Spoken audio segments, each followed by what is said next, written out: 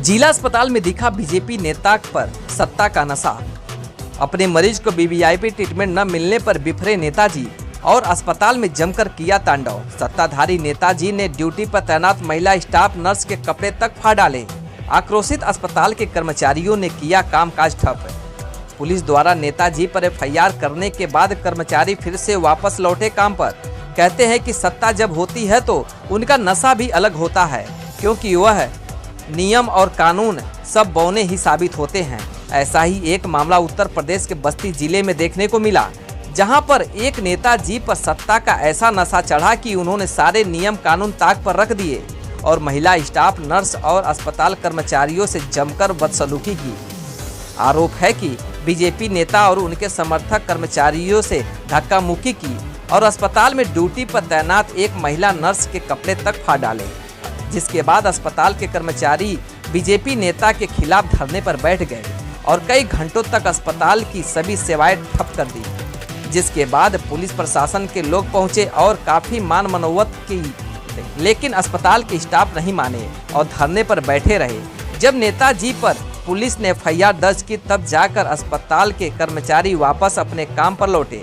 लेकिन नेताजी और अस्पताल कर्मचारी के खींचातानी में अस्पताल की सेवा 12 घंटे तक बाधित रही, जिससे अस्पताल में आए मरीजों को काफ़ी मुसीबतों का सामना करना पड़ा और उन्हें सरकारी अस्पताल से निजी अस्पताल में जाना पड़ा। दरअसल बस्ती मंडल के एमएलसी सुभाष यदुवंशी के प्रतिनिधि संदीप यदुवंशी के सीने में दर्द के चलते कल रात जिला अस्पताल पहुंचे, जहां पर आरोप है कि अस्पताल में तैनात ड्यूटी स्टाफ ने उनका समुचित उपचार नहीं किया। मतलब अस्पताल में उन्हें उनके कद के मुताबिक वीवीआईपी ट्रीटमेंट नहीं मिला। फिर क्या था, नेताजी आग बबूला हो गए और एमएलसी के ही तथाकथित दूसरे प्रतिनिधि सूरज सिंह अपने समर्थकों के साथ अस्पताल में हंगामा काटने लगे। अस्पताल में हंगामा के चलते दूसरे कर्मचारी भी वहां जुट गए और महिला स्टाफ नर्स का बचाव करने लगे। इस बीच दोनों पक्ष में जमकर धक्का मुक्की होने लगी। आरोप है कि बीजेपी नेता के आक्रोश में आकर ड्यूटी पर तैनात स्टाफ नर्स सीमा चौधरी के कपड़े तक फाड़ डाले और उनसे अभद्रता की। फिर क्या था, इतना होते ही अस्पताल कर्मचारी आग बबूला हो गए और धरने पर बैठ गए। एक सुई लगा रही थी, उसके बाद मैं रिटर्न वर्क कर रही थी। उसके बाद 3-4 लोग मेरे साथ आए हैं। उसके बाद बाहर खड़े थे, उन्होंने पूछा डॉक्टर कहाँ है, तो मैंने बताया कि डॉक्टर ट्रामा सेंटर में मिलेंगे। तो उन्होंने कहा कि आप हमें लोकेशन दीजिए। तो हम कहे भैया लोकेशन कहाँ है, लोकेशन ये सामने तो ट्रामा सेंटर पड़ता है, आप वहीं दिखा दीजिए। कहीं नहीं, डॉक्टर को आप यहाँ बुलाइए। हम कहे डॉक्टर ट्रामा सेंटर में बैठता है। उसके बाद ये आके अंदर बैठ गए। मैंने इतना मना किया कि भैया अंदर मत बैठिए, चेयर पर मत। कहें आपकी हैसियत क्या है, आप मुझे चेयर पर से उठाएंगे, मैं यहाँ 10 लोग को आपके पास बैठाऊंगा। उन्होंने इतना मिसबिहेव किया मेरे साथ, उल्टा पलटा वो बोलने लगे मेरे साथ, गाली देने लगे, गलौज करने लगे, आपका बिहेवियर नहीं अच्छा, ये है वो है, बहुत उल्टा सीधा वो लोग बोले हैं। नाम बताइए, कौन थे वो लोग? एक का तो सूरज सिंह। अब चेयर पे जो बैठे थे वो थे, उनका नाम सूरज सिंह था और उनके साथ वाले काफी गाली गलौज कर रहे थे, मिसबिहेव कर रहे थे। और जब मैं आई तो जब मैं वहां से निकलने लगी तो पीछे से किसी ने मेरा कुर्ता पकड़ के खींच दिया, पकड़ के खींचने की कोशिश की उन लोगों ने, लेकिन मैं वहां से छुड़ा के भाग गई। उसमें सिलन भी खुली है, कुर्ते की सिलन, कुर्ता फट गया मेरा। किस मरीज के साथ थे ये लोग? मरीज का नाम था हर्षित,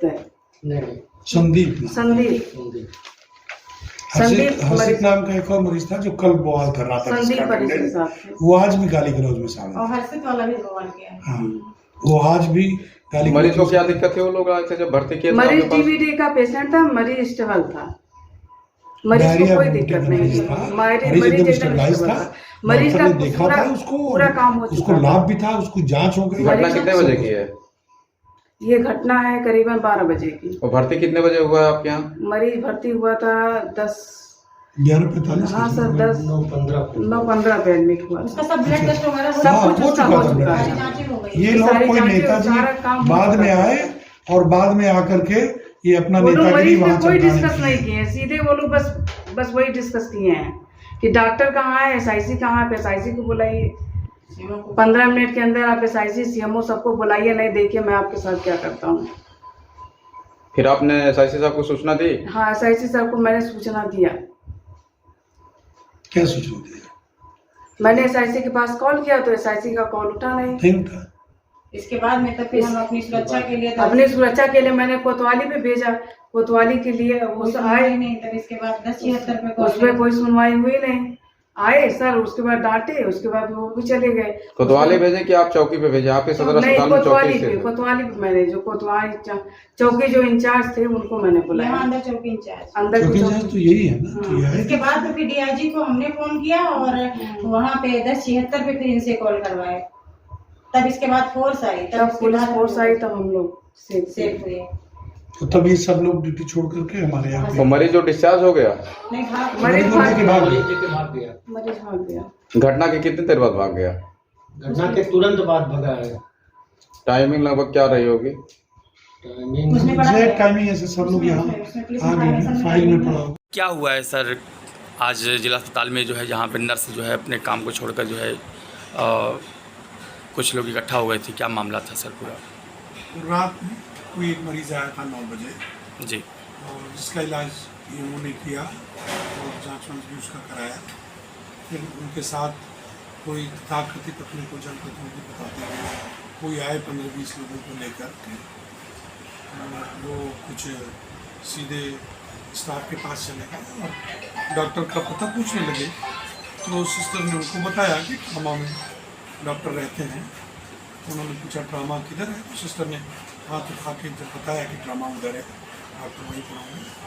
तो उनको जिस भी किसी तरीके से ये लगा कि आप बदतमीजी से बात कर रही हैं, ऐसे कैसे आप वहाँ उठाकर बात कर रही हैं। तो सिस्टर ने बताया कि भाई उधर ट्रामा है। आपने पूछा तो मैंने उधर बता दिया। डॉक्टर किधर है आपने पूछा, मैंने बता दिया ट्रामा में है।